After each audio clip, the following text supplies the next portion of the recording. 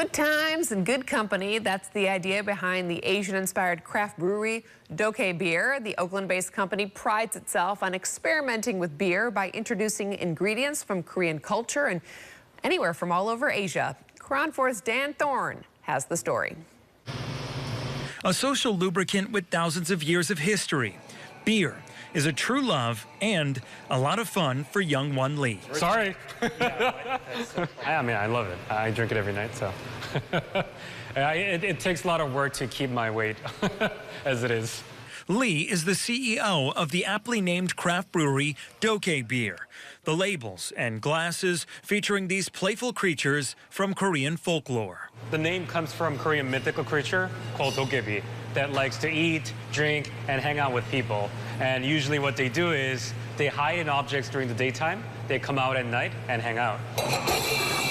Dokkaebier got its start at maybe the worst time to break into business, at the outset of the COVID-19 pandemic. A challenging time for everyone, but especially difficult for Asian-owned businesses who also contended with a rise in hate crimes. That was pretty challenging, especially, I mean, you know, I grew up here, so I was more exposed to, you know, sort of racism, whereas my wife, she immigrated to the States about 5 years ago, so it was very new to her to really face that as an adult. Another obstacle has been competing in a predominantly white industry. A 2021 survey done by the Brewers Association shows Asian representation is near the bottom, with just 2% of craft breweries being Asian-owned. For Dokkaebier, the idea of diversifying the craft beer world is intoxicating. It doesn't have to be you know, white dude with beard, right?